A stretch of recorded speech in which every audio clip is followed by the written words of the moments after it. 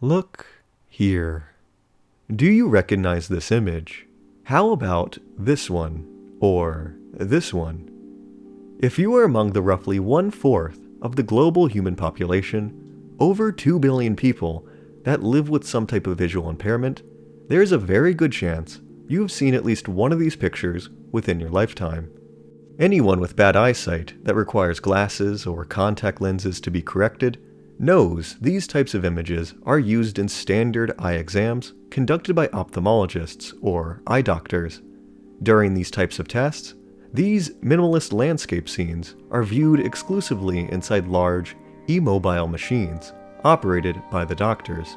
In some mysterious way, briefly staring at these pictures in the machine can tell a doctor information about your vision and can help fix it. A quick search online reveals that these pictures are used all throughout the world, from the United States to Mexico to Brazil, Germany, Japan, Turkey, and India. It seems like wherever people have bad eyesight, these strange landscape paintings are not far away. It is not an exaggeration to say that seeing these pictures is an almost universal experience shared between the vision impaired people of the world, irrespective of language or culture. In recent years, this machine and its pictures have become a strange area of fascination in our online global culture, to the point it has become a bit of an internet meme. Over and over again, people on social media share photos of these images, often accompanied by a variation of the brief, vague joke description of, "If you know, you know."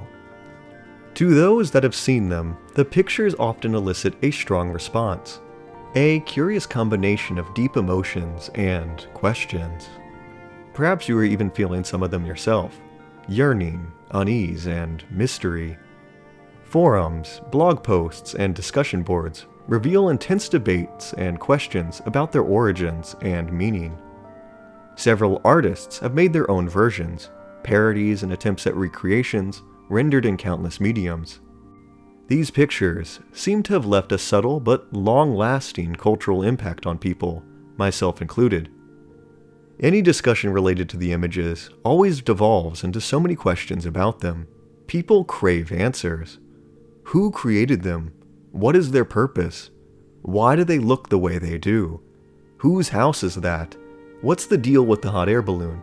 And lastly, why do they seem to create so much mystery and fascination within those who have seen them? Well, today I hope to answer at least some of these questions. Over the past half year, I have taken a deep dive, researching their history and origins. It has been a crazy long project that has taken me to so many places and down so many strange and unexpected tangents. Some successful and some not so successful. But at its end, I think I reached some closure. So, sit back and enjoy this exploration into everything there is to know about the infamous eye exam landscape charts. As someone who has regularly gotten their vision tested every year for pretty much my entire life, I have always wondered what exactly is this notorious machine? The one that produces the landscape images and the eye doctor uses. What does it do exactly? And how are the pictures involved? This seemed like a good starting place for our quest for answers. The device in question is called an autorefractor, or automated refractor. It was originally invented by the Spanish ophthalmologist Antonio Medina Puerta in the late 1970s. The Spanish patent for the device was approved on July 19, 1979. The invention was originally called a refractometro electrónico, or electronic refractometer. All modern autorefractors in use today are in some way descended from Antonio's original design. The Japanese medical equipment manufacturer Nidek claims to have introduced the first autorefractor for use in doctors' offices in 1982, only 3 years after its invention. From what ophthalmologists and students studying to become ophthalmologists have explained to me, the purpose of the machine, in its simplest terms, is to calculate just how bad someone's eyesight is.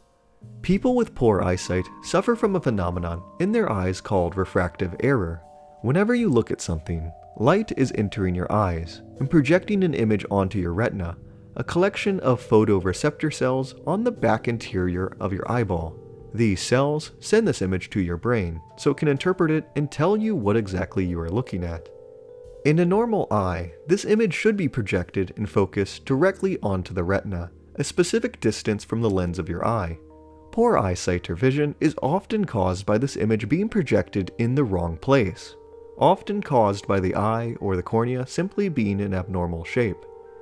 Nearsightedness is caused by the image being focused on an area in front of the retina, making faraway things blur.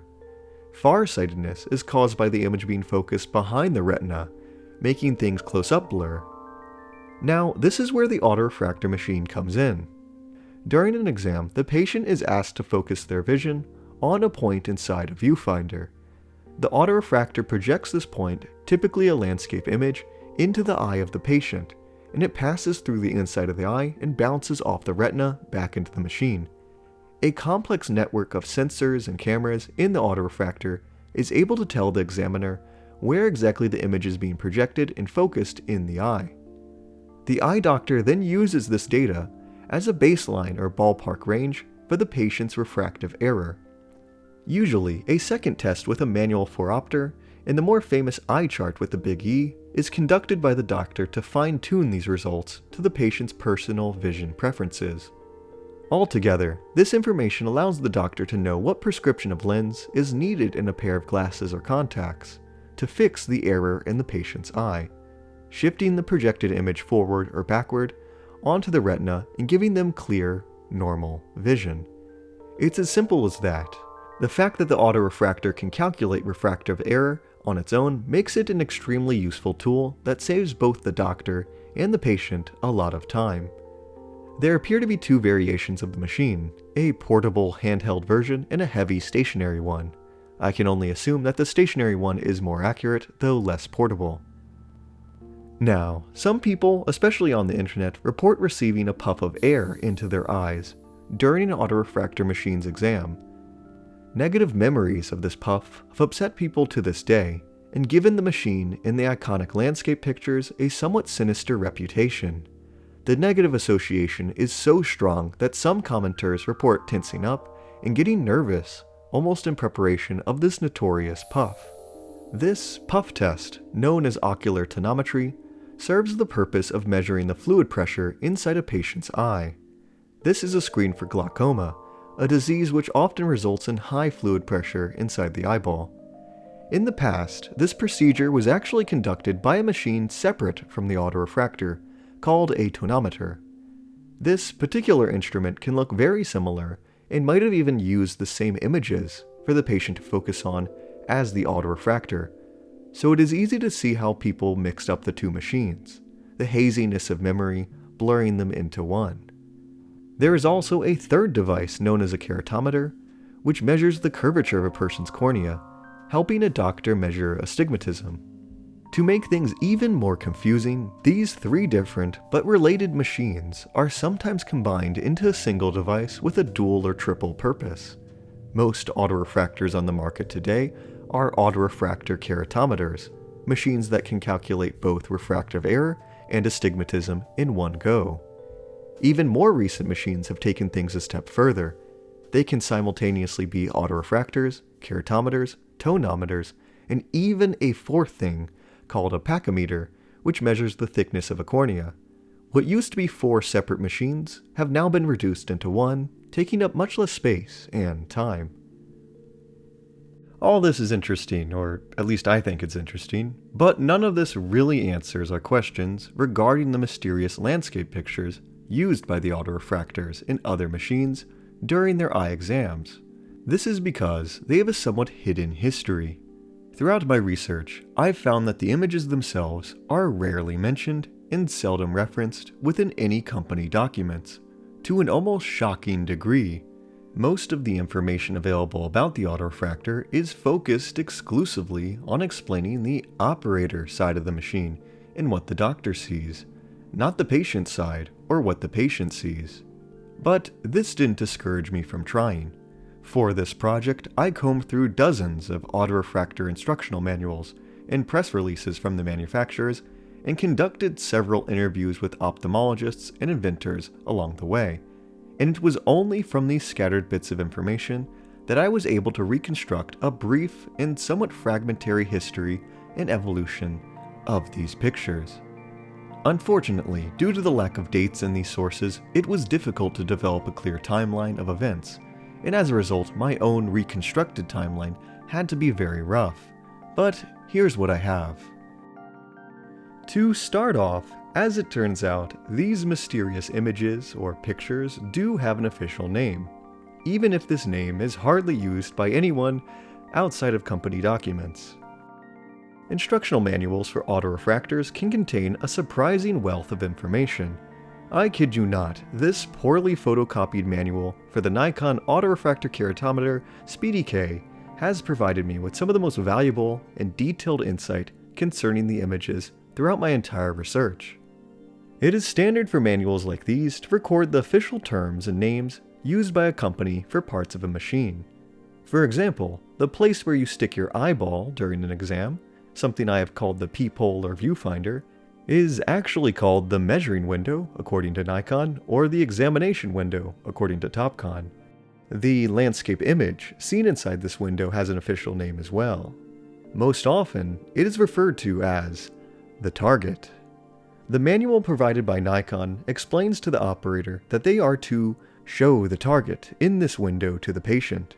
All these landscape scenes are considered targets, at least officially. But why? Why call them by this name?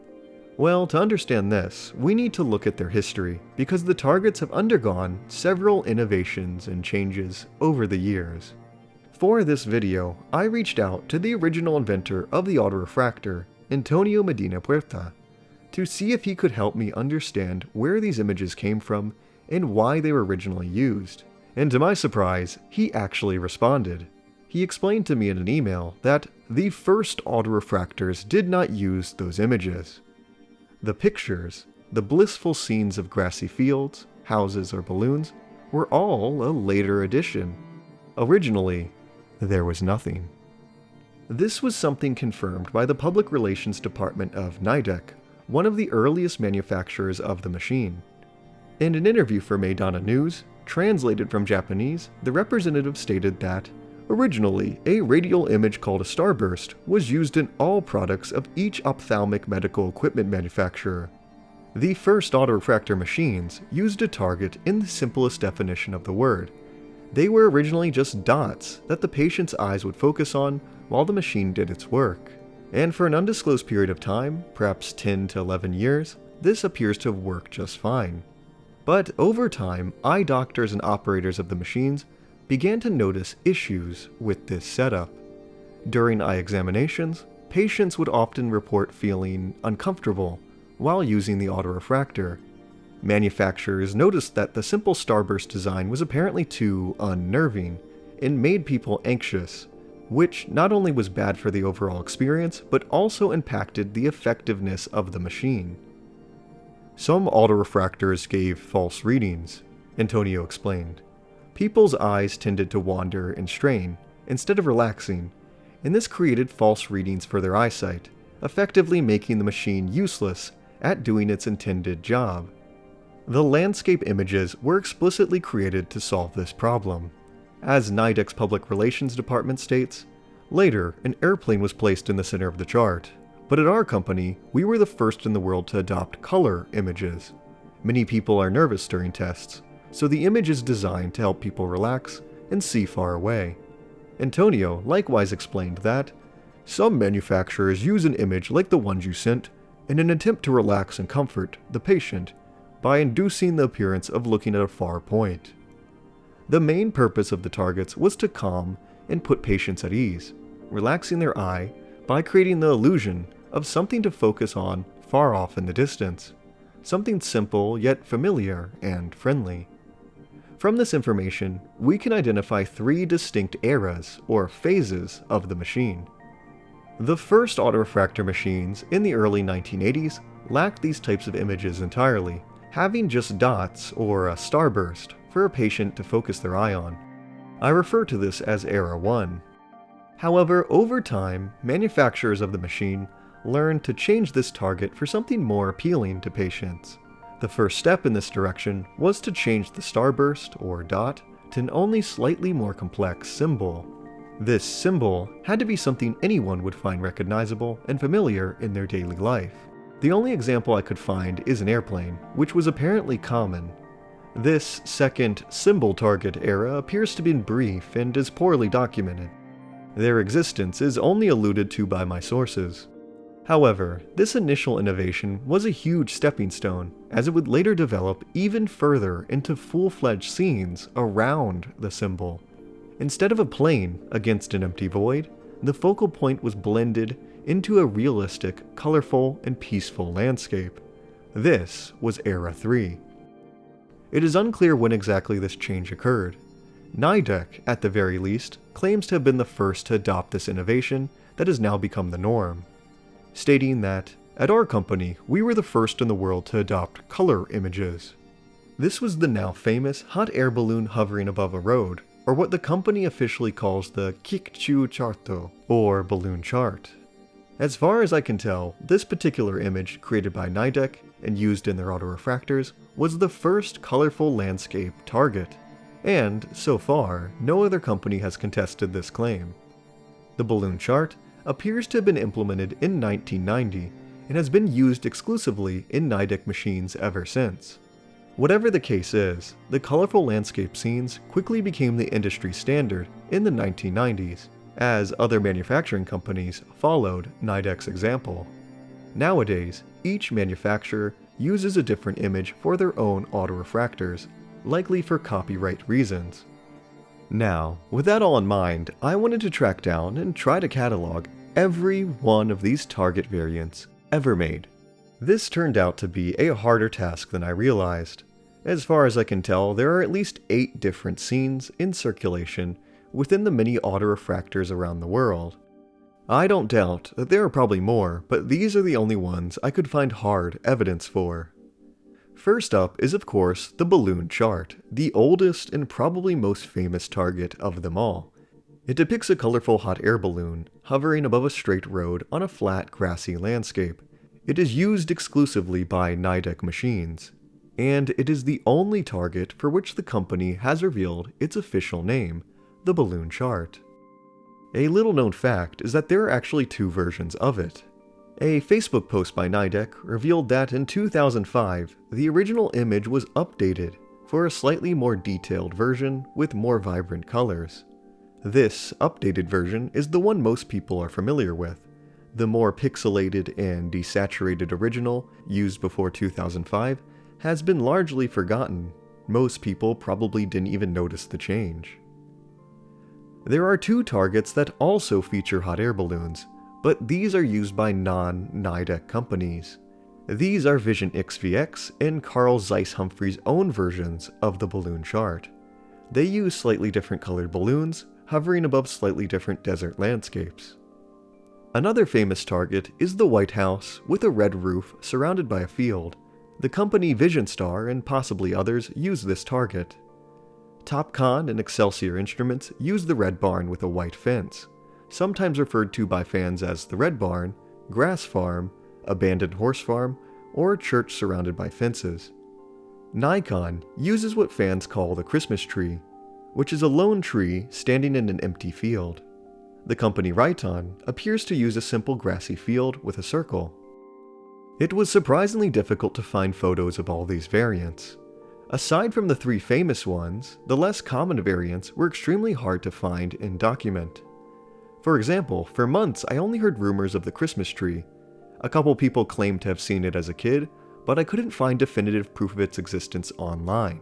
However, sure enough, after enough research, I found this poorly photocopied image of it in the Nikon autorefractor user manual. As far as I know, this is the only surviving image recording its existence, at least at this time. This haunting photo was accompanied by instructions. This included example dialogue of what the operator of the machine should tell the patient while prepping them for an exam. Most patients will be rather nervous, so try to put them at ease. This machine determines the power of the spectacle lenses you should use. Please relax and look at the tree target in the center. Try to keep your eyes as still as possible. There are other target variants I have heard rumors about but no hard evidence. One brand apparently used or uses a sailboat on a lake, but I haven't been able to find any physical evidence to substantiate this claim, or even what manufacturer this could be. One autorefractor called the RT5600, whose manufacturing company is unclear, appears to use a weird combination of the balloon chart and the red-roofed house in the field. A weird little detail can be found within the manual for Nidek's HandyRef-K autorefractor. Nidek autorefractors are almost exclusively known for the balloon, but this manual describes a unique variant. Although it features the balloon chart, it claims that this chart was meant for adults, and offhandedly mentions that there was an alternative, children's chart, that could be switched out. This apparently consisted of a picture of a flower. No photos of this flower survive, and I haven't seen anyone talk about it, but I did find this Nidek advertisement that might feature the flower and a third target consisting of a cartoon bear. This cartoon bear is Kumamon, one of Japan's most famous mascots, so he might have been briefly used in machines as some kind of local promotion or advertising campaign. It appears that of these targets, there are three main variants that seem to dominate the world: the Nidek balloon, the White House, and the Red Barn. Overwhelmingly, most people report seeing them and not the other images. We can infer that this is probably because the manufacturers that use these particular targets are the most popular in the industry, and as a result, their autorefractors, and by proxy their pictures, are most commonly used in eye doctors' offices across the globe. The other machines, such as the one that uses the elusive sailboat, are less common, for reasons that are unclear and maybe not significant, hence why people report seeing them less. These autorefractor machines never gained the popularity of their competition, and as a result, their images have been largely forgotten by the public. As stated before, the process of recording these images has proven rather difficult. Most of the digital versions of the targets that circulate online are not the original raw picture. They are usually blurry, overexposed photos that are taken through the measuring window by a person holding a camera. This method often can't replicate the actual experience of seeing it with the naked eye. Fans have often tried to upscale or correct these photos to approximate their original quality using AI, with I think varying degrees of success. Several high-quality versions of the balloon chart have circulated online over the years, claiming to be the original painting or photo, but these are not authentic, and usually turn out to be either AI-generated or clever fan creations. Those well acquainted enough with the real image can usually spot the telltale signs and flaws of a forgery. Some less fortunate targets currently have it even worse, with extremely poor quality photos and dim recollections being the only witness that can attest to their very existence. Interestingly, the one exception to this trend appears to be the Nidek balloon chart. The company, proud of its popularity, has seemingly uploaded the original file as a JPEG on their website. A strange wish of mine that I've had since I was a little kid has been to see these images up close, to tear apart the autorefractor and behold the scene inside from beyond the confines of the measuring window. This might sound silly, but I always felt like I was only getting a glimpse of something trapped inside, a bright and beautiful scene caged within this cold, heavy box of metal and plastic. I wanted to be able to view and appreciate them like a painting hanging in a museum, seeing them in their highest quality and finest detail, outside of the machine itself. I have a theory, a kind of crazy theory, that perhaps the targets do exist as physical, tangible pictures deep within the machines. Tiny, tiny paintings that someone might be able to see up close and possibly scan or display on the wall in an equally tiny picture frame. You see, despite my research, I still haven't gotten a good idea of what the inside of an autorefractor machine looks like. My hypothesis, that could very well be wrong, is that the targets are projected into the eye by the autorefractor machine, much like those overhead projectors they used to use in classrooms when I was in school. In this model, the target pictures would exist as semi-transparent plastic film or slides that light is projected through, casting an image onto the eye of the viewer. If this is correct, this would mean that the images would be real, tangible objects that could be removed from the machine and viewed up close. But to test this hypothesis, someone would have to painfully disassemble the autorefractor machine by basically tearing it apart from the outside in, and then report whatever they find. Who would be crazy enough to do that though? These machines are heavy, expensive, and usually being used for purposes more important than something so trivial. And did I say expensive? You'd have to be really, really stupid or crazy or something. Hello there guys, we have 3 autorefractor machines today that I have purchased at my own expense for the sole purpose of destroying them. These are the Canon RKF1 Full Auto Refractor Keratometer T4B15, a Nidek autorefractor of unspecified age and model, and lastly a Topcon RM8900 autorefractor meter. Each one is in varying degrees of, preservation. All of these are broken in some way, and were being sold by their previous owners on eBay solely for their spare parts. I want to be clear that all these machines were destined for a dump or scrapyard, and were deemed no longer useful to eye doctors or for treating patients. They are old, obsolete, and no longer operable. I'm sorry, autorefractors, it's very true. All of them are well over a decade old, and I'm pretty sure the Nidek one, which has no doubt seen far better days, is old enough to drink. My experiment and examination will probably get more use out of these machines than they would have otherwise. How much did all this cost me? Let's just say that this was a worthy investment for the sake of knowledge. I have no clue what we'll find inside, so without further ado, here we go. Hello, we are currently in a garage somewhere, and we are going to do some science. I'm Trey, and yes, we have the 3 autorefractors here, and let's just say they ain't making it out today. So, to start out, we have the most damaged one of the bunch. This is the Nidek one. It looks like the oldest. It's very broken. There's wires and crap sticking out. It was the cheapest one of the bunch.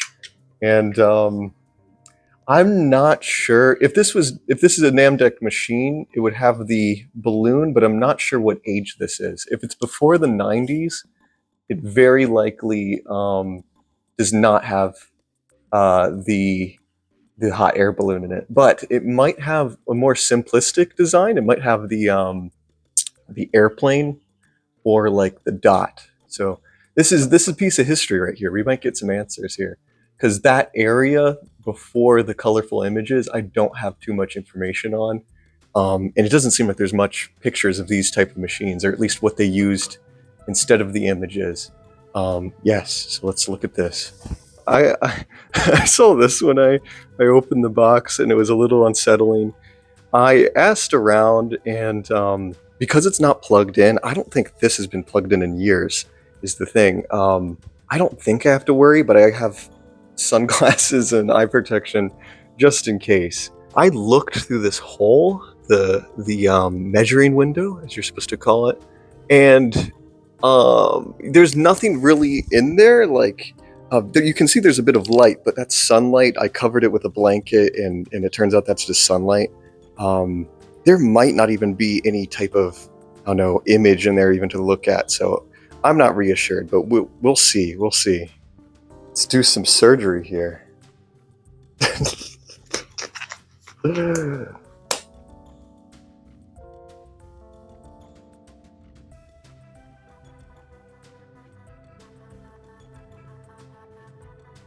So this machine, I'm having a lot of trouble with it. The screws are like, first of all, the screws are tiny. I had to find some screwdrivers, but they're like, the metal is so malleable. It's like, it's old or corroded, or it's not catching. Like the screw doesn't catch. So I might have to get violent. Like I can't do this screwdriver. I gotta like tear it off.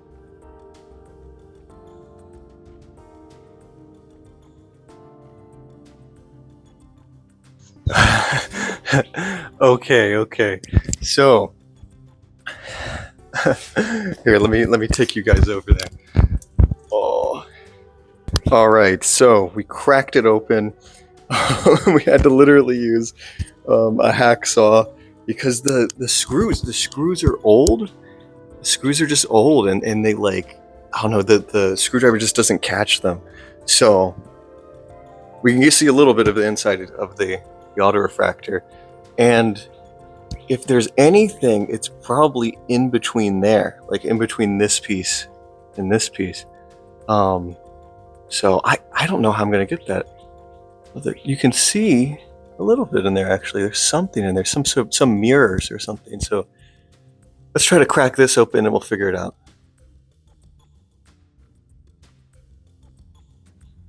So we got a little bit further into this autorefractor, and you can see that there's like a whole system of mirrors in there that are very, very cool. But I'm not seeing an image. This might be before the image was even added. Because I don't know. Can you see anything in there? Yeah, it just looks like mirrors. Like there's specks, but I think that's from me buzzsawing. You can see the reflection of the phone. Yeah, I think this is one of the earlier machines before they even added images in it. That's crazy. So this is probably like early 80s, I'd say. Early 80s, maybe even, yeah, early 80s. So yeah, Nidek, nothing. Unfortunately, no image. But this is information though. All right, so hello. This is the Canon machine. This is the one I've been really, really excited to use and examine because this is obviously a more recent machine. This looks like it's post images, post 90s. And yeah, I'm very excited because I do not know what Canon used for their images. I know what Topcon uses. I know what Nidek uses.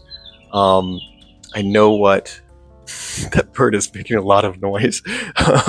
I know what the Christmas tree, but I do not know what Canon used. So very, very curious. I'm hoping that it has the sailboat. It might still turn on. I'm not sure. But if it turns on, it might have the sailboat in it. We might get to see the sailboat because the sailboat, nobody has any pictures of it. I've just heard it exists. It exists. People have memories of it and posted about it online, but no pictures of the sailboat to confirm it actually existed. So let's turn this bad boy on and yeah, let's see. Moment of truth here. We're gonna turn it on. Oh, it turns on. Oh!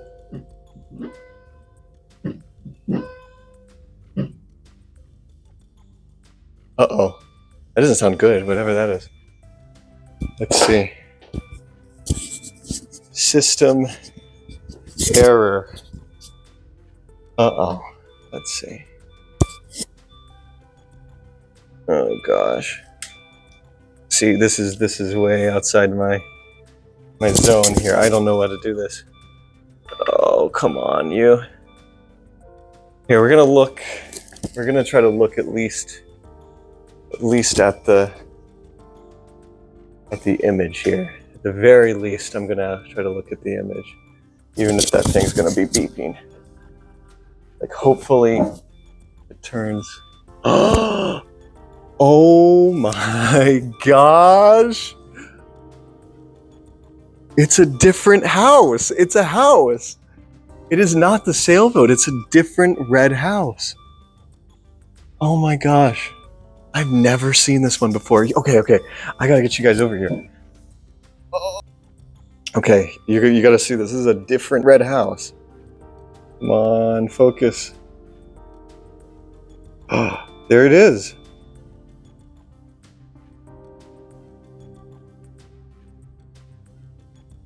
That's amazing. I am so happy, dude. It's so beautiful. It's like really beautiful. The Canon one's really beautiful. It's like a red house. in like the mountains. It looks like the Pacific Northwest or something. It's like gorgeous. It's gorgeous. Oh my gosh. That's amazing. This machine's obviously broken, like you can't even use it. But like, wow. How do I get that? How do I get to that? Why am I this way? Why am I this way where this gets me so excited and so happy?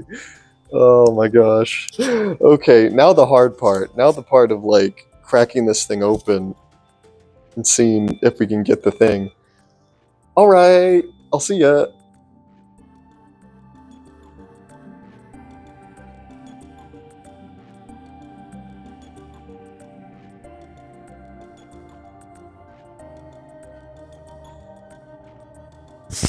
All right, it's been a little bit, but I wanted to give an update. So the top of the machine is open. All the circuitry is in here. This is, I'm assuming, where the light and the mirrors and the cameras are all at. And I don't know where the image is. I think this very well might be the image. This right here. This might be the image. A little piece of like film. That might be the image. But I don't know. I'm gonna maybe get the camera in there and see what happens. If that's it, it's so tiny. It's so tiny if that's it. Here, I'm gonna try to do some tweezers. I might have to do this separately. Oh, I don't know if that's it. I think that's just a piece of film, maybe for the laser. It would have been nice if it was it. Okay, update. I think I'm gonna give up for now. It's a big mess in here. I don't know where it is, and so I'm gonna take a break and come at it tomorrow because we have another auto refractor that we have to disassemble. So I'll find it eventually. I think it's hard because some of the screws are just, they don't come off, like they're stuck there. So I don't know, we'll try our best, try our best. I'll see you in a bit. Bye. Oh. Hello. We are on day number 3, believe it or not, of me disassembling the Canon machine. Yeah, so far we've been continually unsuccessful. I'm starting to believe that I'm like just stupid and there was never a physical image in there to begin with, because I'm starting to believe that it is a projection. It's a digital projection done by this computer directly into your eyeball. It's a digital projection that has no physical stuff. Because my original theory was that it was a film. It was like a celluloid film that light shined through. But I'm increasingly thinking it is literally just a laser that is like projected into your eye with the image. But today I purchased a Dremel, something I probably should have had to begin with, but because it probably would have been easier to saw off the top and stuff. But yeah, we're gonna use it to saw off some of the screws that are too old, like they don't unscrew with a traditional screwdriver, and then get into probably the last place I think it would hide, which is I believe this is the laser that goes into your eye. I'm not sure. It might be in this like metal, this steel tube that I'm going to try to saw through with this Dremel, but I'm going to be very, very safe and careful with it. So yes, that's my plan for today. And I'm not very hopeful. I really am not super hopeful that it's going to be in there, but you never know until you try. So yes, there we go.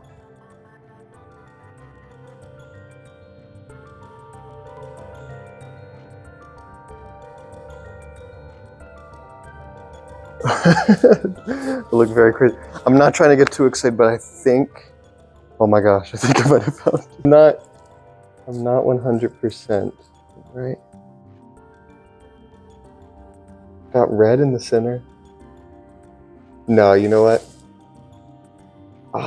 It's just a reflection. Darn it, I got so excited. That's just a reflection from...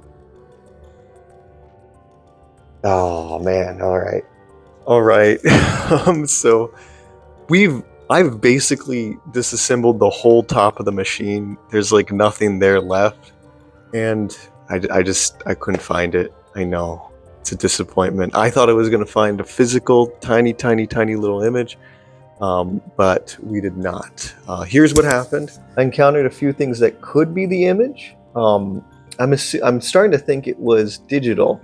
Like it was digitally shown on a screen like this, or a screen like that. That might be a receptor, like for a camera. So I'm starting to think it's either on a screen like this. These are my candidates.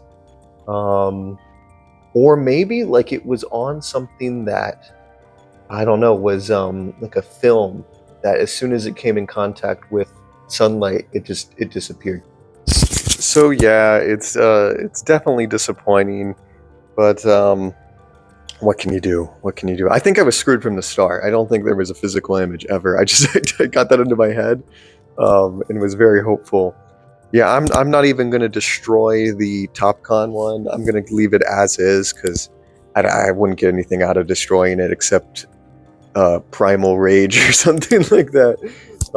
So yeah, it's disappointing. It's disappointing to say the least, but we tried. You never know. That's some. You never know. That's just science for you. You know, you got to test your hypothesis. Which my hypothesis was that it was a physical image. It is not a physical image, because I tore that thing apart. So yeah, this poor Canon machine. It was broken anyways, but we got some knowledge out of it. So yeah. So ended my experiment.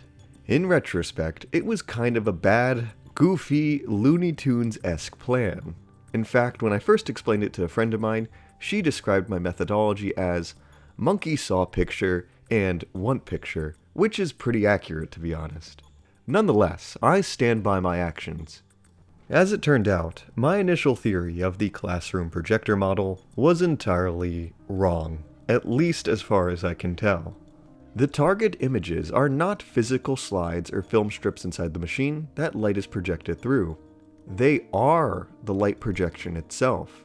The pictures are digital projections, a stream of intangible photons emanating from a tiny projector, nothing more. There is nothing to hold and nothing to scan inside the machine. My plan of obtaining the raw images beyond the measuring window appears to have been doomed from the start. I was chasing a ghost and trying to catch it with my bare hands. Some people might say, well, no duh, why would it be a physical image? And they're kind of right. I really wasn't using my brain, but I think it was still worth the effort. You don't know until you try. Also, it was just kind of fun to saw this thing in half, alright? I saved much of the circuitry and computer parts I found within the autorefractor, just in case it proves to be useful. Believe it or not, I am still uncertain where exactly the image was projected from. For a certainty, it had to pass through this plastic tape-like film, which under close examination was granulated, so it doesn't look like my overhead projector model was entirely far off. My efforts were not entirely fruitless though. I managed to take dozens of photos of the projections, using multiple different cameras before disassembling the machines. The landscapes, however, proved to be difficult even to photograph. Different cameras produced different results, and I found that none could really replicate or do justice to how the scene appeared to the naked human eye. As a rule, they are often less sharp in their details and less vibrant in their colors. My hope was to record the pictures in their highest quality, and unfortunately, this is the best we can do, apart from obtaining the raw originals. Most exciting of all was the discovery of a new target image that was previously unrecorded, what I will call the Canon Mountain House. I had never seen it before, and throughout my extensive research, I found no record of it on the internet. The small, red-roofed white house in the mountains appears to have been limited to Canon autorefractors, which had a relatively limited release in the early 2000s, and never gained as much popularity as its competition. Also, its striking similarities to the two other targets that also feature red houses might have confused and blurred people's memories. Consequently, the image appears to have been largely forgotten in the years since. The photos I took of it could very well be the only ones on the internet at the moment. Unless someone finds another old Canon autorefractor, this is all we have. If you're like me, seeing the autorefractor pictures like this feels strange, maybe even a bit wrong, if that makes any sense. After years and years of only getting the annual few-second glimpse while the doctor quickly tests your eyes, it's strange to actually have the opportunity to pause and really appreciate what you are told to look at. Your eye is allowed to wander around and linger. You notice details you never could have, and you can dwell on the type of emotions and feelings this type of picture evokes in your mind. I think there's an unmistakable beauty to the targets that has always captivated me, and I'm not alone in thinking this. I've always wondered why. What do I and others like me find so compelling and beautiful about these pictures? So much so, in my case, that I've invested a ton of time and money into researching them. And now that we not only have more information on their origins, but can see them in greater detail, I wanted to do something a little odd. I want to evaluate them as works of art. I asked an artist friend of mine named Alan if he would be willing to analyze these pictures artistically, the way he would with traditional works of art, and his response was a bit surprising. Those pictures are both calming and unsettling. You're right, they use a pyramidal composition, which is a very traditional technique in art history. It's been seen as the most harmonious, balanced way to organize a painting. Art history is obsessed with triangles. The most important part of those is a foreground that opens up. For foregrounds like that, you could look at some landscape painters with pastoral scenes, maybe John Constable or Thomas Cole. It is a pretty classic perspective technique to feature a road in a painting that widens at the bottom. The foreground being like that is probably some psychological technique to make you feel comfortable before they blast your eyes with air. It's like an extremely easy image to look at. As Alan points out, almost everything about these images is in service to their primary utilitarian function. They are psychologically designed to be pleasant, to be easy to look at. They draw the viewer in and focus their eye on a central point. The barn, the balloon, or the house. All the elements work together and can be explained in relation to this purpose. The contrasting colors, bright and vibrant on the focal point and washed out in the background, the leading lines, the pyramidal composition, all of it attracts and directs the human eye like a matador's cape or the runway of an airport. It really is art for a function, and there doesn't appear to be any deeper meaning to the pictures than that. Any attachment or emotional power we feel is seemingly unintentional. Something about the targets that has always stuck out to me is the fact they feel so empty, almost eerily so. A commonality shared between all the landscapes is the complete absence of people and animals. It's as if there's almost an unspoken rule or taboo against the depiction of them within these pictures. Try as you might, you will never directly see a person or animal within any of the targets. Look, Kumaman doesn't count, okay? To the point it feels a bit strange. The sights we see inside the machines have a quiet, almost abandoned quality about them. It is as if time has stopped completely, or some kind of apocalypse has taken place, and we are glimpsing a still and frozen world. A world without people, without life or movement. In an odd way, they remind me of the paintings you see in old museum dioramas, behind the models, or the fake backgrounds of zoo enclosures. With the animals removed, the paintings feel oddly empty. Like there should be something there, something alive to dwell in this place. In a sense, the targets present us with the signs that humans leave behind, but not humans themselves. We can assume someone lives in that house, or is controlling that balloon, but we don't see them explicitly, and never will. The answer to why the images were crafted this way is obvious. Because the pictures need to focus the human eye on a single point, the artists had to keep the landscapes minimal and limit the amount of detail contained in these scenes to the bare essentials. Adding horses in the fields, or more cars on the road, or birds or planes in the sky would only serve to crowd the image and distract the eye. It would draw the examinee's attention away from the center, where the computer does its job. If more detail had been added, these pictures would cease to be useful for their original intended purpose. It would be like adding additional dots to bullseye. The artistic decision makes total sense when viewing these images as targets, But the unintended result of this decision is that it makes the scenes feel a bit off to the viewer. These vistas feel desolate, lifeless, and empty. As always, the one slight exception to this rule appears to be the Nidek balloon chart. It is one of the few targets to imply the existence of other people in its world. In addition to the assumed pilot of the balloon, if you look closely at the road beneath it, there is a single car off in the distance. A solitary traveler, either heading in the other direction or towards the viewer. It's kind of hard to say. However, its muted gray-blue color blends so well into the road that it is almost invisible. Comments online reveal that a significant number of people never even noticed it, and you're probably not supposed to. Once as a kid, I remember asking the eye specialist why there was a house in the picture, and who lived there. She said it was a family of mice, and to this day, I stand by that. I also think the choice of subjects and environments for these scenes is worth examining. I don't know if it's just me, but the autorefractor images remind me of something you would see on a long road trip across America. There's a strange familiarity to them, like they are places you have already seen dozens, if not hundreds of times before. The truth is that the scenes the artist chose to depict are so ordinary that you could probably find them anywhere in the world, certainly anywhere in the United States.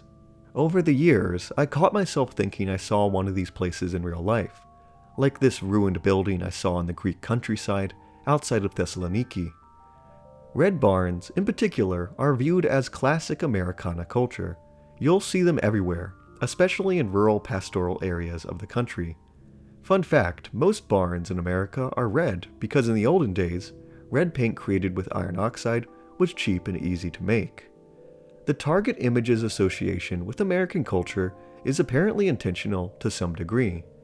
The Japanese representative for Nidek stated that the decision to place the image on a road somewhere in the United States was influenced by the fact that the founder, Hideo Ozawa, studied abroad in the United States, and his goal was to become number one in the United States, the world's largest medical device market, so he has strong feelings for the country. As a kid, I had fond memories of looking out the window of my parents' car and watching the world race by. Over the course of that journey, especially on long road trips that lasted hours, you get this overwhelming sense of the vast space between the cities and towns you actually go to. The miles and miles of land, and thousands of houses and places you will never visit, only pass through on your way to the true destination. Houses are the marks people leave behind on the landscape. They are visible when we aren't. I always saw these small houses and buildings out in, at least what I considered, the middle of nowhere, and I often wondered to myself, who lives there? What is it like living there? I still ask these questions to this day, as an adult. Whenever I drive on a road or ride a train, I always get these short few seconds of a building racing by my window. My eyes struggle to follow and focus on the blur, and sometimes I realize that what I am looking at is someone's house. For a brief moment, I am getting a glimpse into someone else's life, a life that is not my own. And a part of me realizes that had the roll of the dice been different, I could have been born here. I could have grown up and lived in this house my entire life. This town I am passing through and will leave behind me in just a few seconds could have been my home. This could have been my favorite local restaurant. That could have been the spot where me and my friends hung out every day after school. But I will never know these places. That wasn't my life. I was born somewhere else, and places far away but not so different filled that role instead. And as the moment passes and the house drifts from view, the realization sinks in that I will never know who lives there, or even what it's like inside. My view of that house, that life, will always be the one I get from the road. Distant and removed. There's a word for this unique and weird emotion, sonder, the profound feeling of realizing that everyone, including strangers passing in the street, has a life as complex as one's own, which they are constantly living despite one's personal lack of awareness of it. To me, the target images represent this strange feeling. They are all the places I could go to and experience, but never will, because then again, why would I? Why go to the middle of nowhere?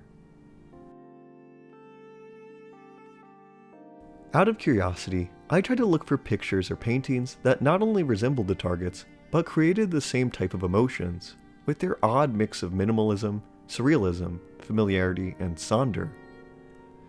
There was something about them that reminded me of the Swiss farmer Billy Meier's flying saucer photos, which were famously used as the inspiration for the I Want to Believe poster in the TV show X-Files. Meier's photos are almost certainly hoaxes. Some say he created them by superimposing trash can lids over pictures of meadows and forests in the Swiss countryside near his home. Whatever the truth is, I felt like there was always a beautiful quality to them, something extraordinary interrupting the ordinary. Other people have pointed to the serene hillside in the window's bliss image, but there is one set of paintings in particular that I can recall that has given me the closest feeling to the ones created by the targets. I once had a picture book when I was a little kid. I had forgotten its name and my mom had long since sold it at a yard sale. But the book stuck with me so much that I remembered it 20 years later and can still conjure a page or two in my mind. Trying to find it for this video, I sketched out what I remembered and posted my drawings on Twitter to see if anyone else remembered and could help me identify and rediscover the book. Several days and several dead ends later, someone finally found it and identified it as Peter Sisse's An Ocean's World. Sisse is a Czech artist who painted, among other things, the iconic poster for the movie Amadeus. After buying a new copy of An Ocean's World, I was surprised to find just how decent my memory was for something I hadn't seen in so long. It obviously made an impression on me, just like those autorefractor targets. The 1992 children's book is largely wordless. Its story is almost exclusively conveyed through Sisse's paintings. It portrays the life of a whale, raised in captivity but released back into the wild when it grows too big. Alone, he is forced to wander a desolate, barren ocean, searching desperately for another member of his species. I feel like the book is about loneliness and growing up, learning what it's like to be alone and away from your childhood home, in such a vast and at times indifferent world, in search of love and companionship. Many of Sisse's panels in this book could have easily been used as autorefractor targets. The almost oppressive emptiness of An Ocean World's environments, coupled with Sisse's simple and minimalist composition, makes the paintings some of the only works of art that I feel come close to creating the same feeling I get when looking at the targets. Simultaneously beautiful and majestic, yet somber and isolating. I've had awful eyesight for as long as I can remember. Trips to the eye doctor once a year were a routine for me, and as a result, the autorefractor machine feels like not only a totally normal, but a fundamental part of my childhood. It's always strange for me to hear that other people's childhoods were so different and lacked this, what seems to me, essential ritual. I think that I, and others like me, have formed such a strong attachment to the targets because they were a part of many of our childhoods. They were something we were exposed to so regularly when we were so young.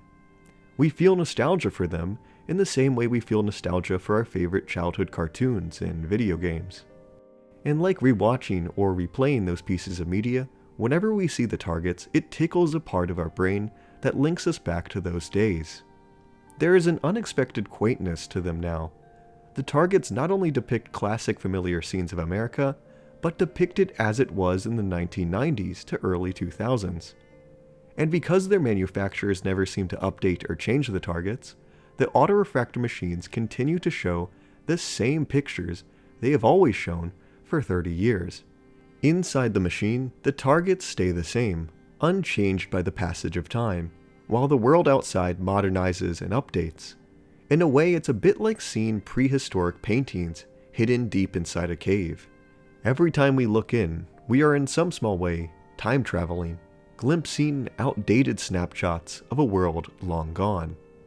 I've heard people say that the targets have this positive 90s idealistic feel to them, a bright and colorful outlook on the world that just no longer exists. A time that feels more innocent and simpler. This is a very common opinion held by people around my age, in their 20s or 30s. I guess because we were first exposed to these pictures as kids, we associate them with the world that existed back then. Now, was the world really that much better, or innocent, or idealistic, or was it just that we were little kids?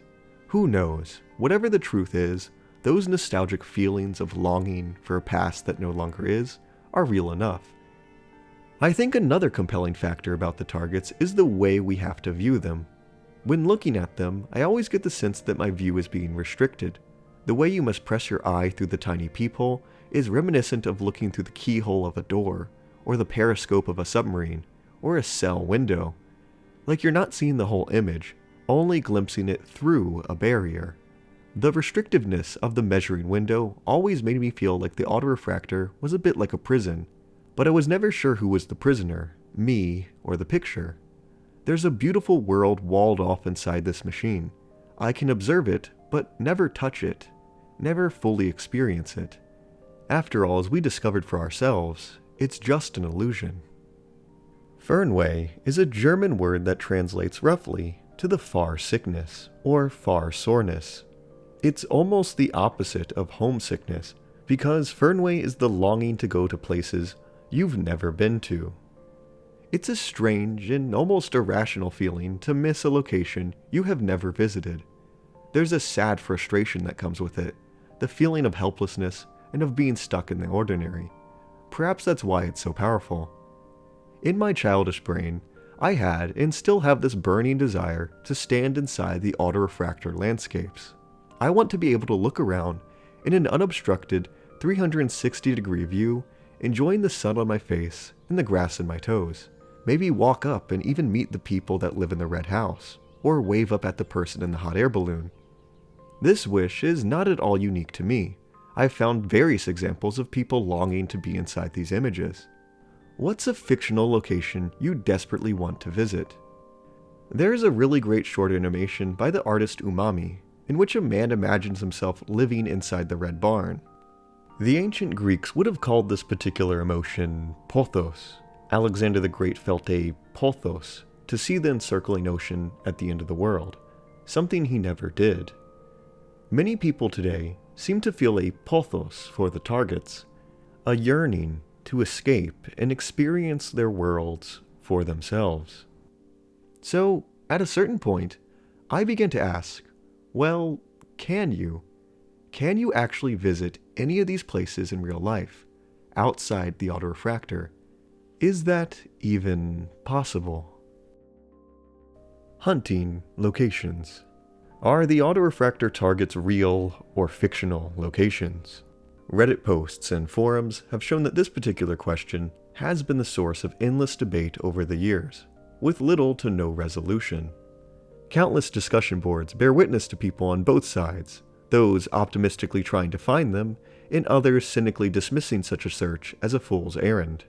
I was always intrigued by this picture, vivid and empty, contained within that little machine at the eye doctor's.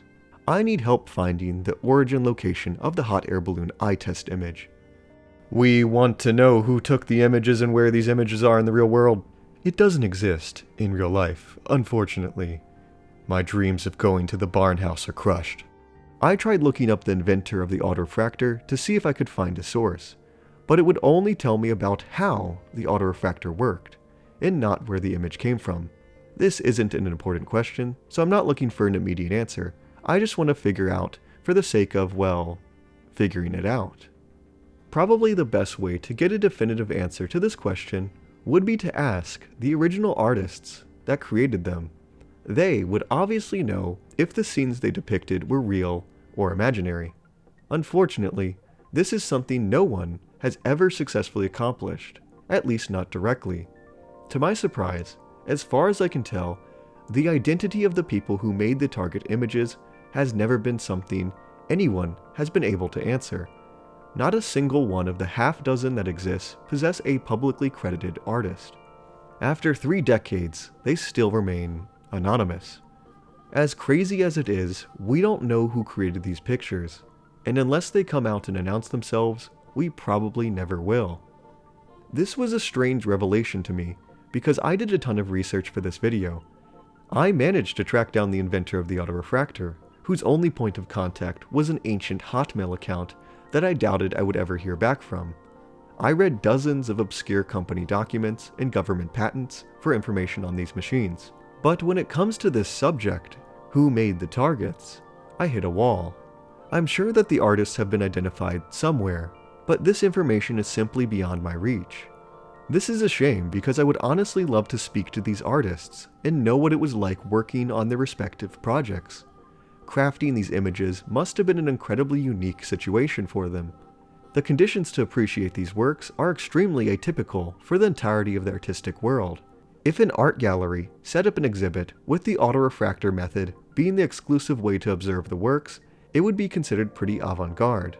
But in fact, this was the normal condition the targets were intended to be observed under. This is the only way to see them. The unknown artists must have known this when they got the job. They knew that nobody apart from maybe the programmers would ever see their artwork outside of the machine. Their artwork would be seen by hundreds, if not thousands of people on a regular basis, but would not be appreciated as artwork. I can only infer that these artists and their works were likely regarded as unimportant in the grand scheme of things when they were first commissioned. There's so much else that goes into creating these expensive medical devices that the target images probably felt like something tacked on at the last minute. History tells us that many artists, especially those working on commission for corporations, are often left unacknowledged. Asking who made the targets is almost like asking who stacked the bricks of a famous building.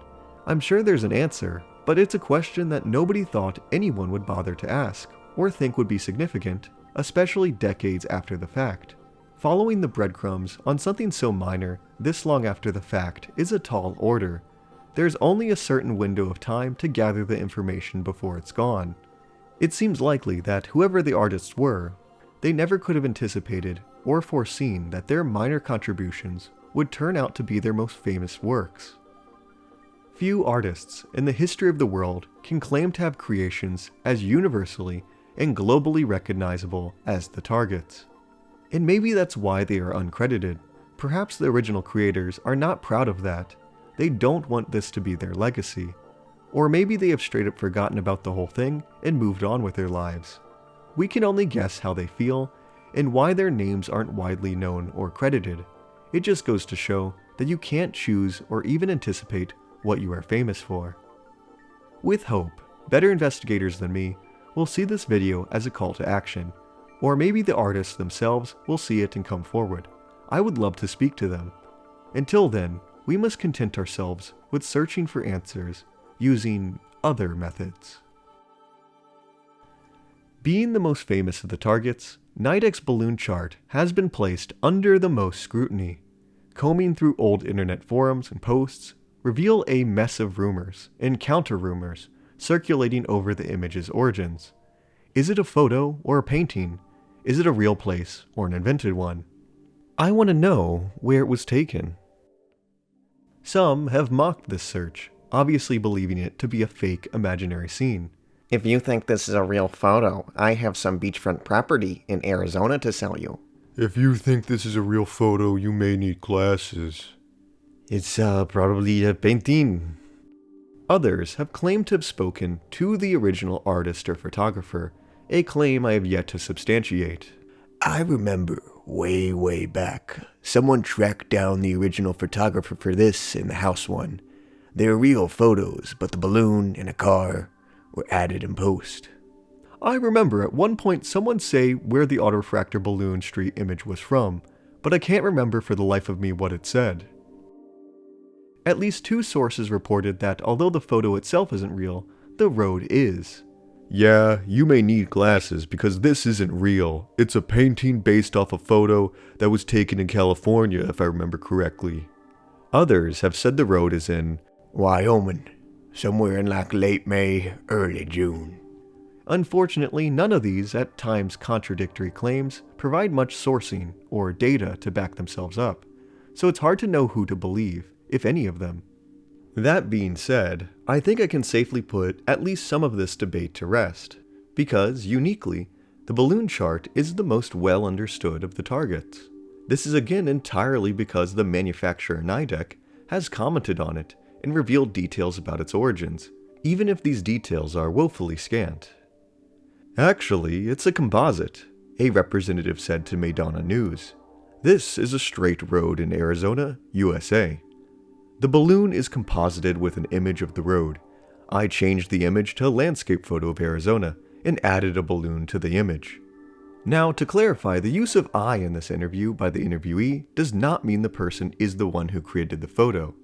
To add another layer of confusion, the person being interviewed here is Mr. G, or G-san, a fictional box-headed mascot for G Squared, a subsidiary of Nidek. It is best understood that he is speaking as a personification of the company itself, not a real person. Oh, Japan. In any case, Mr. G does give us some valuable insider information. As it turns out, a few of the internet rumors did have some truth to them. The image is neither completely real nor completely fake. It's a combination of both. The original undoctored photo was of a real place in Arizona. The story that it was in California is clearly a myth. This photo must have been taken sometime before the year 1990, when it was implemented in Nidek machines. After the photograph was obtained by Nidek, it was then heavily modified to best suit its purpose as a target. As it turns out, the iconic balloon is fake. It has been digitally added to the original photograph, which was initially an empty road and sky, probably looking something like this. This is pretty obvious when you notice that the original balloon chart, used prior to 2005, has a balloon with a slightly different size, color, and pattern. I find it likely that both these balloons were originally some form of stock clip art, included in an image editing software. Though Mr. G does not say it, other details about the picture were likely changed as well. For instance, it seems probable that the car was added along with the balloon. In short, it's a picture of a real place, but it has been modified to an unclear degree. Unfortunately, this is all Mr. G, and by proxy Nidek, has stated publicly concerning the balloon chart. It's not much to go off of. But nonetheless, the admission that this road is a real location gives me a bit of hope. With enough research, someone could theoretically find the exact spot where the photo was taken. And with that, we begin to fall into the fun world of geoguessing, the pastime, hobby, and skill of trying to locate a place on Earth based on the smallest of details in a single image, usually a Google Street View. Some people are well-trained experts at this. I am not among them, but I try my best. For starters, the fact we can narrow down our search to somewhere within a defined border, the state of Arizona, is a huge step in the right direction. We can eliminate almost the entire surface of the Earth. As nice as that is, we are still stuck with almost 114,000 square miles of land. Finding a single point within an area that large is still a daunting task. If we closely analyze the Nidek balloon chart, we can deduce a few details. The road in question exists in a very flat part of Arizona. It is arid but not a total desert. The environment appears to be a scrubland with enough water to support a carpet of dry vegetation consisting of grasses and shrubs. This thin line of slightly thicker vegetation may indicate the existence of a small river or creek. Curiously, there is no evidence of saguaro cactus in the environment, which may or may not suggest the road exists in a northern region of the state, beyond this plant's natural range. If we turn up the brightness and contrast to the image, we can see that lurking in the blue haze beneath the clouds is what might be a high mountain range. A diagram found inside a Nidek operator manual even confirms this suspicion. Those are in fact mountains. These mountains are even more visible in the version of the image used prior to 2005.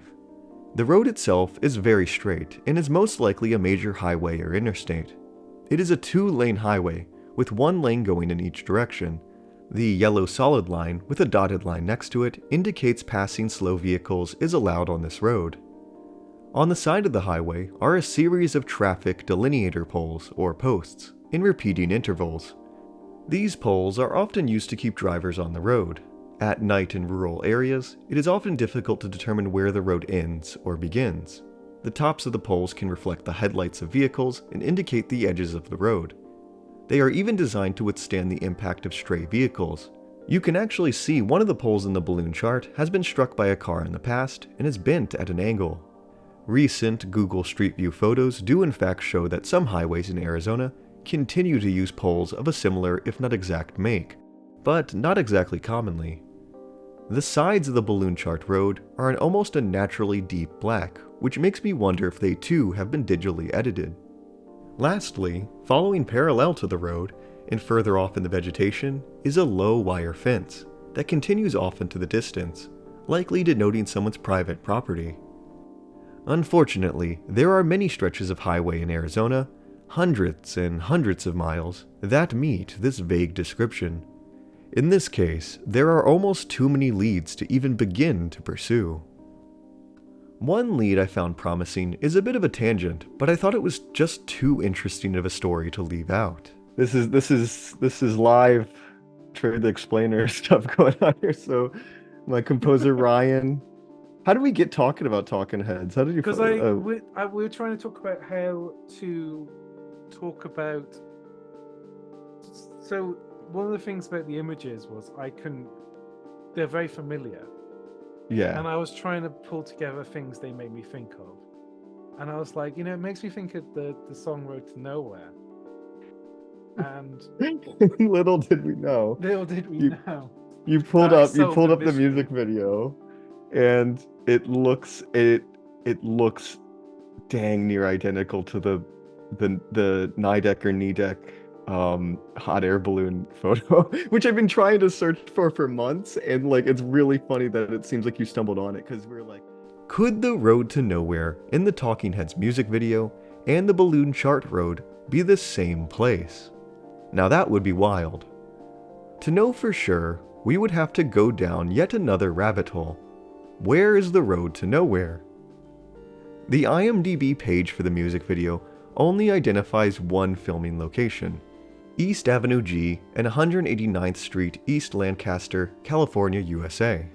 This address is the one for the building seen in the beginning of the music video, Sanctuary Adventist Church in High Vista, California. This church was also used as a filming location in the Kill Bill movies. However, not all the locations in the music video were filmed here. For example, we know from interviews that some scenes were filmed in an actor's backyard pool in the Hollywood Hills. Who's to say the road wasn't filmed elsewhere as well? Maybe in neighboring Arizona? I tried to look online to see if anyone knew where this road was, but no one did. Like the locations in the autorefractor images, nobody thought it was that important, so it was left unrecorded. To me, it seems like the only people who would still know its location were members of the film crew or members of the Talking Heads who were actually there. So I sent out emails and messages to each of the former band members at the time, and to my surprise, one of them actually responded. The Talking Heads' former drummer, Chris Frantz, saw my message and generously answered.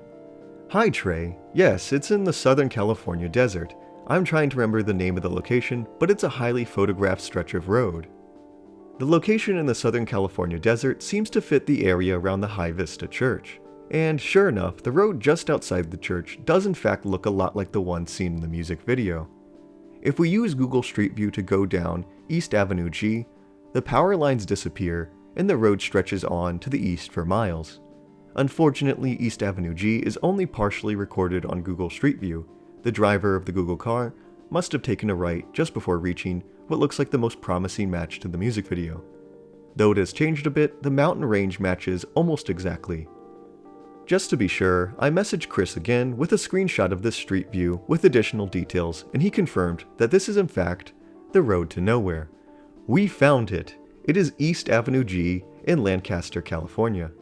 As exciting as this information might be to fans of the Talking Heads, this discovery unfortunately ruled out the Road to Nowhere from being the Balloon Chart Road, which was evidently located in Arizona, not California. It just goes to show you how common a site like this is. It's almost too simple of a location. It could be anywhere. There are countless roads across the Southwest that look just like the balloon chart, so close you might really begin to fool yourself. But when you really examine them closer, they never end up being exact matches. Unfortunately, in the case of the Nidek balloon chart, there's just not much to go off of, and at the moment, all my attempts to identify this stretch of road in Arizona have run dry. From my research, I personally believe that US 163 and US 160 up near Monument Valley in the northeastern corner of the state look like the most promising areas, but I could be wrong. In any case, maybe someone watching could pick up where I left off. I hope someone finds it someday. Okay, quick update everybody. In the final hour of me editing this video, I happened to stumble across an article and broadcast by the Japanese news agency News One. I can't read or understand Japanese, but they seem to have contacted another representative of Nidek who gave them just a bit more information on the balloon chart. Once again, they say the photo is of a road in Arizona, but more specifically, it is somewhere within Monument Valley. So there you have it. The exact spot is still missing, but we have an even more narrowed down location. I'm actually starting to think it might be two separate pictures stitched together, making it even harder to place. The bottom half being US 163 near Forest Gump Point, based on a bunch of similarities. But that's just my working theory. Okay, back to the video. As for the other targets, the most likely case for at least some of them is that they are simply fictional locations, dreamed up by their artists. For example, the Nikon Christmas tree is almost certainly a fake place. It just looks too surreal and featureless to be a photograph, or even inspired by one. This might be the case with the White House with a red roof, which is obviously painted and not a photo. It is hard to say anything about these images with any degree of certainty, but I think it is doubtful that they are or were real places at any point, though this assumption could easily be wrong. The Zeiss-Humphrey autorefractor presents a somewhat unique case study. The manufacturer's version of the balloon target hovers over a blurred but clearly different landscape to that of Nidek's balloon chart. It is far more arid, with large buttes and rock formations rising strikingly out of the flat desert sands. And I believe I can even recognize the location. It resembles one of America's most iconic natural landscapes. Because the image is so blurred, it's hard to say for sure, but to me, this looks like a slightly edited version of one of the vantage points overlooking Monument Valley, Utah, specifically the view of the park from US Highway 163 at the now famous Forest Gump Point. The rock feature on the left appears to be a modified version of Castle Butte, and on the right might be a modified version of the king and his throne. Now, curiously, the highway doesn't actually cut between these landmarks. It only looks that way from a far enough angle, and as you get closer, you'll see that the road twists around them. The two features are almost nowhere near that far apart. They are so close that they touch at their bases. So, in real life, you would never be able to achieve this photograph. If my theory is correct, this particular autorefractor target is in fact a fictional image. It's impossible to replicate in real life.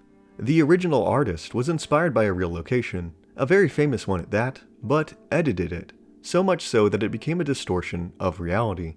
So the Zeiss-Humphrey target is basically fake. You can't really visit it. One target that I do believe is a good candidate for being a real location is what I call the Cannon Mountain House. Rediscovered over the course of my research, certain details in the image make me think it was based on a real photo of a real place.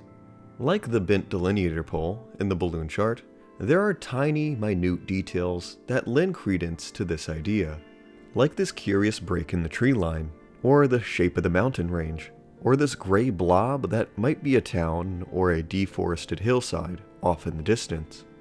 Obscure details that are so specific that it would be weird for an artist to intentionally create. I'm not saying it's impossible, it's just oddly specific, and a lot of work that would likely never be appreciated. As promising as this idea is, testing and verifying this theory remains difficult. Just like the balloon chart, 20-odd years have elapsed since any such photo could have been taken, and unlike the balloon chart, Canon has never revealed even the vaguest information for this image, nor have they confirmed that this is even a real place. Undeterred, I enlisted the help of a couple geoguessers and wildlife biologists to see if they could point out any overlooked details in the Cannon Mountain House that might reveal its location. Together, we seemed to settle on the tentative conclusion that this picture was set in the vague southeastern part of the United States. One wildlife biologist recognized the plants in the foreground as, "At a glance, it looks like a cotton field." Now, cotton is grown across 17 states throughout the US in an area called the Cotton Belt. So the photo, if it is a photo, was likely taken somewhere across this vague geographic area. Further details might allow us to narrow things down even more. The forested mountains with round, soft peaks in the background suggest, to me, the Appalachians. Based on their shape alone, these must be old mountains, rounded and worn down by hundreds of millions of years. They are not the relatively young Alps, Rockies, or Sierra Nevada, with their high, jagged, and stony peaks, only tens of millions of years old by comparison. To me, it feels like we are facing west, towards the foothills of the Appalachian Mountains, maybe in one of these East Coast states. One of my geoguessing experts disagreed. The landscape looks like western Oklahoma, which happens to be right in the middle of cotton country. Even this extremely broad identification could very well be wrong. Honestly, a vista matching this set of descriptors could exist anywhere within much of the United States, maybe even much of the world. I've seen some people think it resembles parts of Europe. So, it's really anyone's guess. The sheer lack of any defining characteristics or unique landmarks to set it apart makes the Cannon Mountain House very hard to place. We can rule out entire continents, but at the same time we are unable to rule out areas equally as massive. Me and my team can only make educated guesses based on extremely limited data that is at best 20 years out of date. We don't even know if this is a real place or an invented one, so our search could easily be entirely futile to begin with. Maybe someone watching this video recognizes this mountain range and could help us rediscover it. Unfortunately, like the road in Arizona, as things stand right now, we are just at a loss. These places, wherever they are, remain hiding in plain sight, perhaps unrecognizable by the passage of decades. I must wait and see if hunters and researchers better than me can find them. So I put this in your hands. There is only so much information you can glean from these tiny snapshots of what may or may not be real spots on the Earth. It's a real needle in the haystack situation, and it pains me to admit that I couldn't dig too far into the origins of any of these images. In my investigation, I had so few leads to go off of, and pretty much all of them led to dead ends. I'm an archaeologist and a historian, and in those fields, there's always a certain point where you just run out of data. Only so much information was written down and preserved. The rest was scattered into the four winds and unfortunately lost forever, long before you even started to look. No matter what we do, all our theories and all our speculations can only be based on what survives and what has been found. The rest remains as mysteries. And I feel like that's what happened to these autorefractor pictures. Nobody thought it was worth recording their details, and as a result, the answers we seek were lost, or are at least inaccessible to us. We just have so little information to go off of, and I'm not even sure if the little we have is accurate or not. Time might change this, but for the moment, this is where we are stuck at. Exhausted dead ends. And with that, I must begrudgingly admit defeat. Sure, some questions were answered by this investigation, but the answers important to me, the main point of my video, are still unresolved. In many ways, the targets still keep their mysteries. We don't know who created them, where these artists are now, what did they think of their works, and most intriguing of all, which of their landscapes are real and which of them are fake. This story lacks so much closure, and that frustrates me to no end. In short, I kind of failed to find any of these pictures or get really any answers about them. It seems that for the moment, the only way to see them is the way we have always seen them, at a distance, so close, yet still so far. Well, that is all except for one of them. Throughout my journey, there was one image I had hoped and hoped above all the others to find any amount of closure on. This was the red barn, with the white picket fences used by Topcon and other manufacturers. This was mainly because it was the one target image I had the most personal attachment to. It was the one I had been shown during my first eye test so many years ago, and because I've been going to the same doctor since, It was and still is the one I keep seeing again and again. This target is just seared into my brain. Like the whale picture book, I could have drawn the red barn entirely from memory. It's so strange and iconic that some have even suspected it might be fake. And by an incredible coincidence, the red barn turned out to be the one autorefractor target out of the dozens that exist that I successfully discovered was not only a real place, but a real place I was able to find the exact coordinates for. And unlike everything else in this video, I accomplished this in a relatively short amount of time with not much trouble. It was pretty much a ton of luck, and I can't take sole credit for its discovery, though I think I deserve a fair share. We can all thank a random Reddit user by the name of Radical Edward 2, because it was his reply on a post that helped me find this barn. I think I found the house now. The updated image gives slightly more context. It's a ranch, and we're looking at the area between two animal pens. Sadly, I don't know the location. That's my Radical Edward impression. The photograph Edward linked looks like this. Though there are minor differences, compared side by side, it is almost certainly the same barn. The red barn is in fact a real place. Over the past several months it's been up, Radical Edward 2's reply only received 2 upvotes. For the most part, his discovery was left unnoticed, but when I saw it, I freaked out a little. I quickly copied the image, plugged it into a reverse image search, and sure enough, a photo matching it was linked to a stock photo website. On the website, this stock photo was titled Kentucky Horse Farm. Searching for related images reveal more photos of this same farmhouse. One of these photos was accompanied with this description. Lexington, Kentucky, USA, October 29th. A white post fence leads to a barn on a thoroughbred breeding farm in bluegrass country outside of Lexington, Kentucky.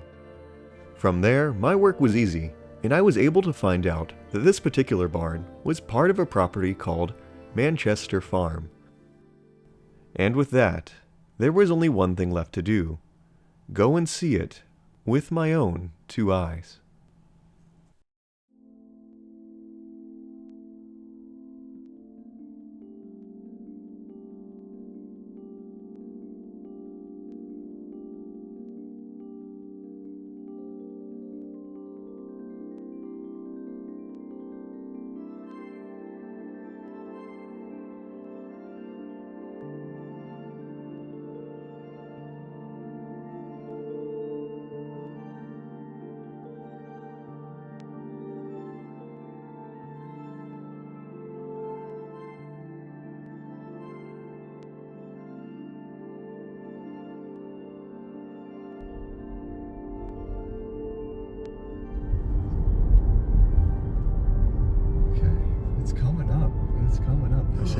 There it is.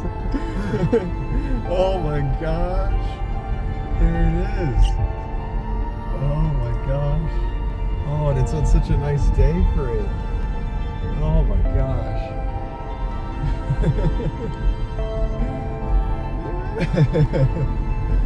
Oh, let me get out. Okay.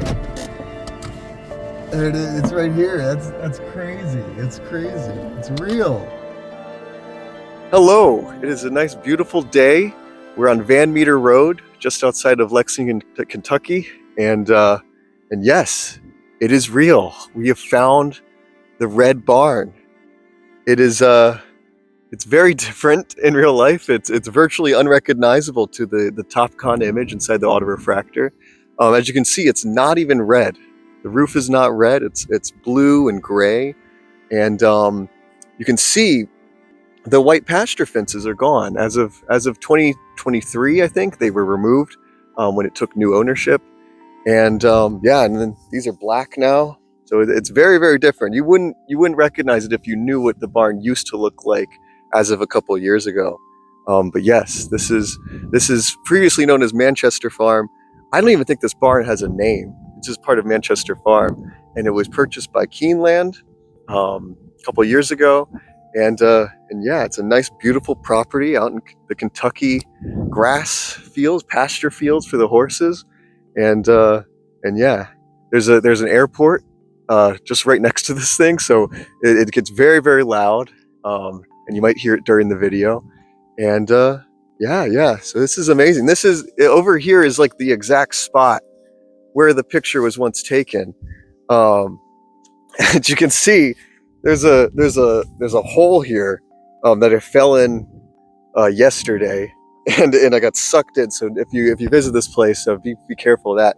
But yeah, you can see where the pasture fence, the white pasture fences that would guide the eye to the barn used to be here, but Keeneland got rid of those. I don't know if they have plans to bring them back or anything, but yeah. So this is the spot. This is what I've been chasing for years and years. The house, the location, the spot for my childhood. So it's an amazing feeling. It's a crazy, amazing feeling to know that it's a real place. And yeah, nobody lives in there anymore. There's nobody there. Currently, there's nobody there. It's just owned by Keeneland, which is a big, they own a racetrack and stuff. It's a big property. And there's no horses there. There's no people. The pastures are gone even for the horses to graze in. So yeah, so there we go.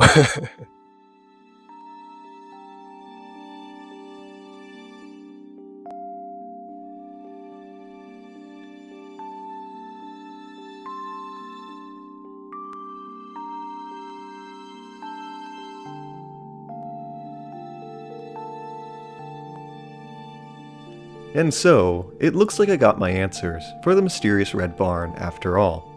It was built in 1984 by its previous owner, Mike G. Rutherford, and again, as far as I can tell, it has no name.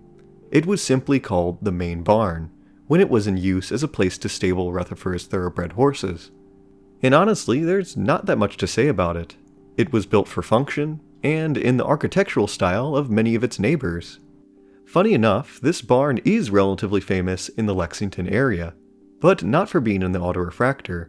According to the original property owner's website, it has often been labeled Kentucky's most photographed barn. And as we saw online, this definitely appears to be true. No doubt this reputation was earned primarily because of the old pasture fences, which gave this overlook of the property such a surreal feel. This angle benefited from being visible from Van Meter Road, a Kentucky scenic byway accessible to the public. We can speculate that the anonymous creator of the autorefractor image must have seen one of these many photographs and used it as the primary inspiration for their target. They modified and tweaked it a little, removing a few of the towers and the trees, and painting it a different color, but it has still very much remained, recognizably, the barn of Manchester Farm. Now, an interesting question is, do they know? Does the previous owner, or the current owners, know about this barn's hidden reputation? That it is probably among one of the most widely viewed buildings in the world. Likely not that far behind buildings like the Eiffel Tower, Empire State Building, or the pyramids. There are hundreds, if not thousands of people who have seen this barn without even knowing it. Well, the answer seems to be no. Manchester Farm's old website neglects to mention the barn's usage in autorefractors, despite acknowledging the property's many less notable appearances and uses. The new owners at Keeneland don't mention it either. I think it is entirely possible that both the owners are blissfully unaware of their own building's true fame, or infamy, until someone tells them about it, I guess. Now, if you're going to visit, please stay on the public road, as the barn itself is on private land. The future of this barn is uncertain. It has definitely lost much of its original uniqueness and charm over the years. I would like to ask the new owners at Keeneland, if they are listening, to please preserve this property and consider restoring the white fences. When I visited, I noticed that much of the land had fallen into a state of disrepair and neglect. It's a shame that this barn was only rediscovered after much of its original appearance had been removed. The cruel irony is that I just missed it by a few years.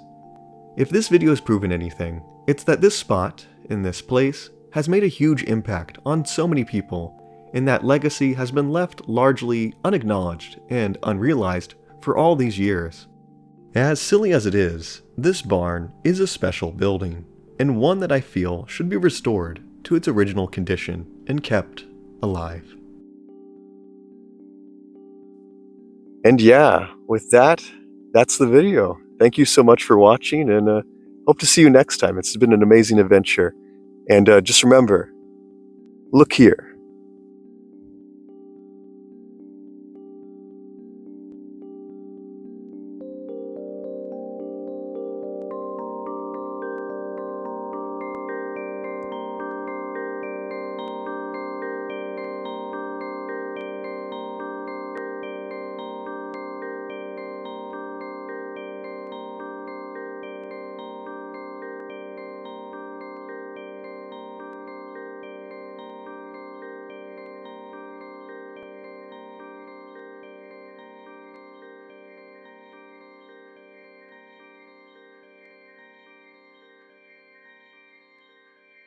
Look at this. In our hotel. It's the barn. That's so funny.